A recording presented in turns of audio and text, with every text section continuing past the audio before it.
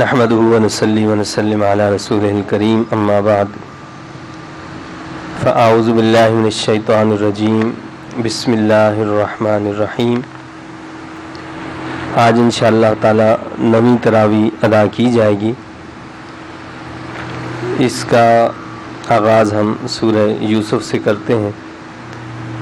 یہ سورہ مقدسہ جو ہے حروف مقطعات سے شروع ہوتی ہے، پھر قرآن کریم کی عظمت کو بیان کیا گیا ہے، اور پھر سیدنا یوسف علیہ السلام کے واقعہ کو احسن القصص قرار دیا، یعنی سب سے بہترین واقعہ۔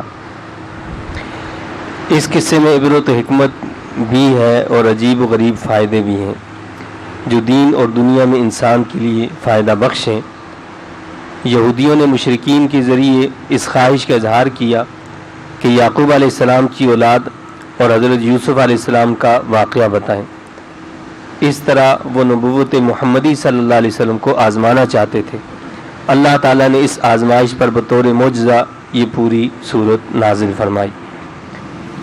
یوسف علیہ السلام نے اپنے والد حضرت یعقوب علیہ السلام کو اپنا خواب سنایا کہ میں نے 11 ستارے اور ان کے ساتھ سورج اور چاند کو اترتے ہوئے دیکھا ہے، انہوں نے مجھے سجدہ کیا ہے۔ یہ 11 ستارے آپ کے 11 بھائی تھے اور چاند اور سورج آپ کے والدین تھے۔ یعقوب علیہ السلام نے بھائیوں کو یہ خواب بیان کرنے سے منع کر دیا اور تعبیر یہ دی کہ تمہارا مرتبہ تمہارے بھائیوں سے بلند ہے اور خواب تمہاری بزرگی کی دلیل ہے، تمہیں حکومت و سلطنت ملے گی اور خواب کی تعبیر کے علم سے بھی نوازا جائے گا، اور اللہ تعالیٰ تم پر اپنی نعمت یعنی نبوت کو پورا فرمائے گا۔ جب سیدنا یوسف علیہ السلام کو خواب چھپانے کی تاکید کی، اس وقت اتفاق سے آپ کی بھاوجوں نے یہ بات سن لی۔ جب ان کے شوہر آئے تو انہوں نے ساری بات ان کو بتا دی، تو ان بھائیوں کو یوسف علیہ السلام سے حسد پیدا ہو گیا۔ اب وہ آپ کا کام جو ہے وہ تمام کرنے کی تدبیریں سوچنے لگے کہ یوسف اور بنیامین سے ہمارے ابا جو ہیں وہ زیادہ محبت کرتے ہیں، حالانکہ ہم سب طاقتور اور محنت کرنے والے ہیں، جبکہ یہ دونوں کم سن اور بیکار ہیں۔ سوچ و بچار کے بعد کہنے لگے کہ اس کو مار ڈالو۔ ان میں سے ایک نے کہا کہ قتل تو بڑا گناہ ہے، لہٰذا اسے کسی کنویں میں ڈال دو تاکہ کوئی مسافر اٹھا کر لے جائے۔ سب نے والد کے پاس آ کر ضد کی کہ یوسف علیہ السلام کو ہمارے ساتھ بھیجا جائے۔ آخر آپ نے اجازت دے دی۔ جب وہ کنویں کے پاس پہنچے تو آپ کا کرتا اتار کر ہاتھ پاؤں باندھ دیے اور کنویں میں لٹکا دیا، اور جب آدھی دور تک پہنچے تو رسی کاٹ دی۔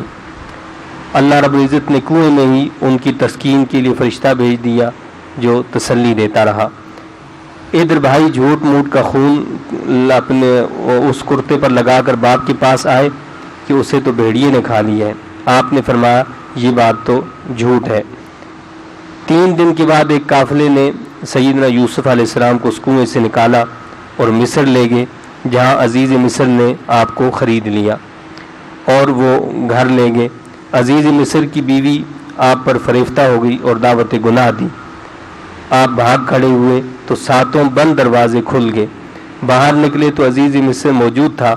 بیوی نے آپ پر تہمت لگائی اور قید کروا دیا۔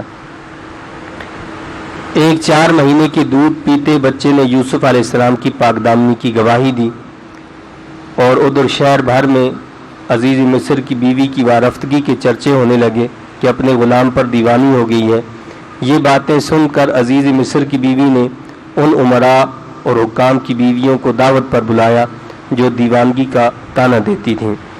دسترخوان پر پھل رکھے اور ہاتھوں میں پھل کاٹنے کے لیے چھریاں پکڑا دیں، اور اسی دوران جب وہ پھل کاٹنے لگیں تو یوسف علیہ السلام کو ان کے سامنے سے گزارا، تو ان کے حسن و جمال سے متاثر ہو کر بے خودی میں ان خواتین نے اپنے ہاتھ کاٹ ڈالے اور پکار اٹھیں کہ حاشا للہ ما ھذا بشرا ان ھذا الا ملک کریم، یہ تو کوئی فرشتہ ہے، یہ تو انسان نہیں ہے۔ جب یوسف علیہ السلام کو قید خانے میں بھیجا گیا تو اس وقت آپ کے ساتھ 2 آدمی اور بھی قید میں گئے۔ ایک بادشاہ کا باورچی تھا اور دوسرا ساقی یعنی شراب پلانے والا۔ وہاں آپ خوابوں کی تعبیر بھی بتانے لگے۔ ان 2 قیدیوں نے بھی آپ کو خواب سنائے تو آپ نے باورچی کو کہا کہ تمہیں سولی پہ لٹکا دیا جائے گا اور ساقی کو فرمایا کہ تم اپنی ڈیوٹی پر بحال ہو جاؤ گے، لیکن جب تم اپنے بادشاہ کے پاس جاؤ تو میرا ذکر بھی کر دینا۔ لیکن ساقی جب قید خانے سے آزاد ہوا تو وہ نکلنے کے بعد بھول گیا، ایک طویل عرصہ گزر گیا۔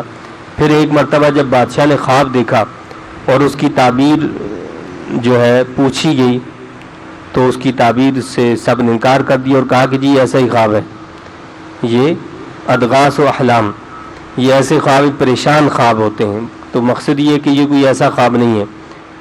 تب ساقی کو یاد آیا اور اس نے تذکرہ کیا کہ اس طرح جیل خانے میں ہمارا ایک ساتھی تھا جو تعبیر بتایا کرتا تھا، تو بادشاہ سلامت اگر آپ اجازت دیں تو میں اس کے پاس جاتا ہوں اور اس سے تعبیر پوچھتا ہوں۔ جب سیدنا یوسف علیہ السلام نے تعبیر بتائی تو بادشاہ حیران رہ گیا اور اس تعبیر کو اس نے بہت پسند کیا۔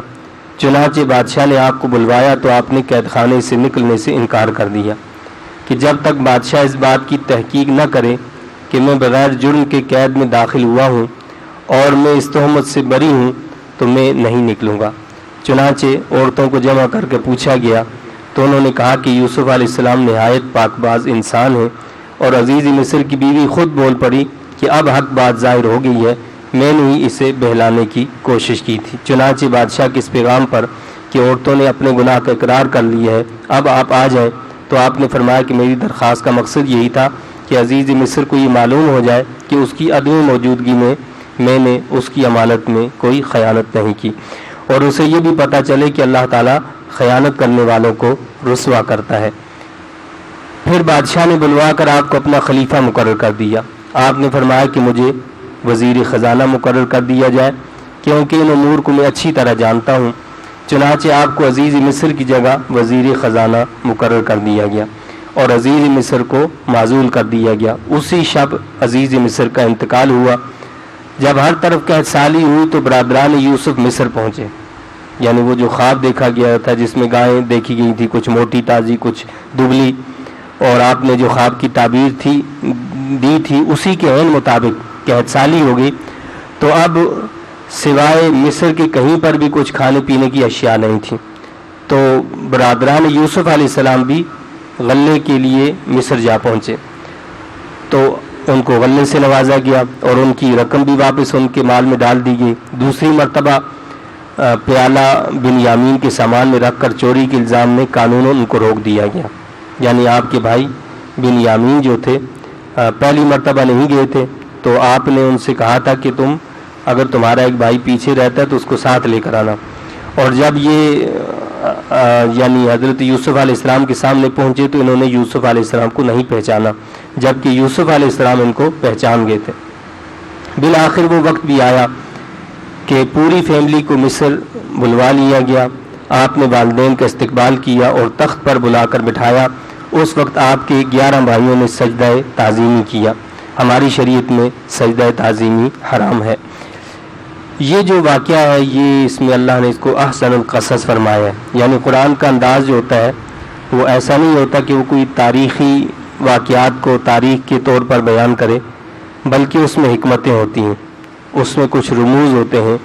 تو اس واقعہ میں بھی اللہ تعالیٰ نے دعوت فکر دی ہے کہ اس میں واقعہ میں فکر جو دعوت فکر دی اس کے ذریعے سے ہمارے ضمیر کو بیدار کرنے کی کوشش کی گئی ہے۔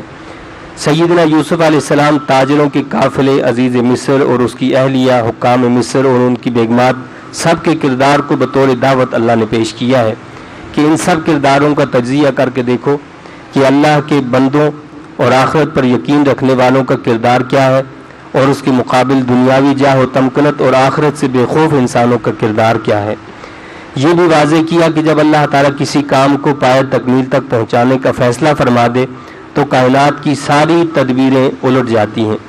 مثلا برادران یوسف کی تدبیر، جس کا انجام اپنے بھائی کے حضور شرمندگی اور ندامت کے ساتھ سر جھکا کر مجرموں کے انداز میں کھڑے ہونے پر ہوا، یعنی انہوں نے تدبیر کی کہ ہم اس کو قتل کر دیں، ہم اس کو ختم کر دیں، لیکن انجام کیا ہوا کہ رب کائنات نے حضرت یوسف علیہ السلام کو عزت بخشی اور ان کو مصر کا بادشاہ بنا دیا، اور یہ بھائی جو ہیں نادم اور شرمندہ ہو کر آپ کے سامنے سجدہ تعظیمی کرنے پر مجبور ہوئے۔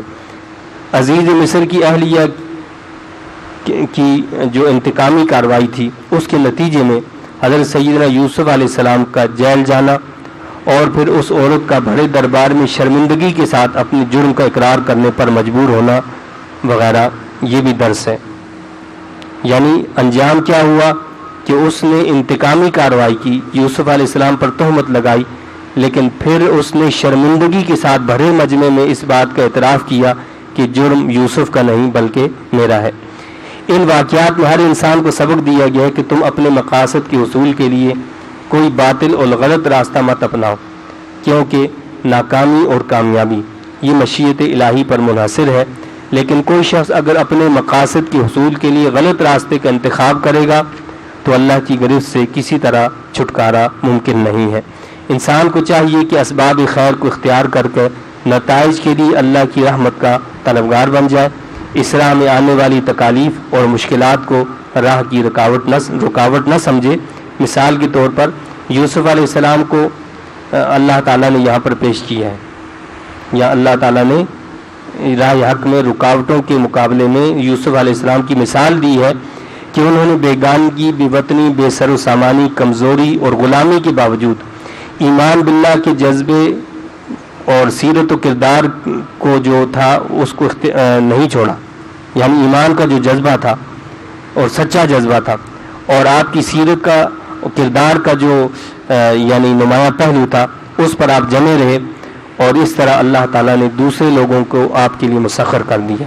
تو انسان اگر راہ حق میں استقامت کے ساتھ چلتا رہے اور اللہ سے مدد مانگتا رہے تو اللہ اسی طرح مدد فرماتا ہے جس طرح سیدنا یوسف علیہ السلام کی فرمائی کہ آپ کنویں میں گئے، اللہ نے وہاں فرشتے کو بھیج دیا اور فرشتہ تسلی دیتا رہا، پھر وہاں سے ایک قافلے نے اٹھا لیا، پھر جہاں آپ کو اللہ نے پہنچایا وہاں عزت بخشی، اور پھر جو ہے وہ آیا وقت کہ جب وہ جو خواب دیکھا تھا یعنی خواب کی تعبیر پوری ہوئی۔ اس سے یہ بھی واضح ہوتا ہے کہ یہ ضروری نہیں ہے کہ آج آپ نے خواب دیکھا کل پورا ہو جائے، یعنی خواب دیکھنے کے بعد اس کی تعبیر میں برسوں بھی لگ سکتے ہیں، یعنی کئی برسوں کے بعد اس کی تعبیر ہوئی کہ جب آپ کے 11 بھائی اور آپ کے والدین مصر میں پہنچے اور انہوں نے وہاں سجدہ تعظیم کیا۔ اللہ تعالیٰ سے دعا اور التجا ہے کہ اللہ تعالیٰ ہمیں اپنے کلام مجید کا فہم عطا فرمائے اور اس کی تعلیمات پر عمل کی توفیق عطا فرمائے۔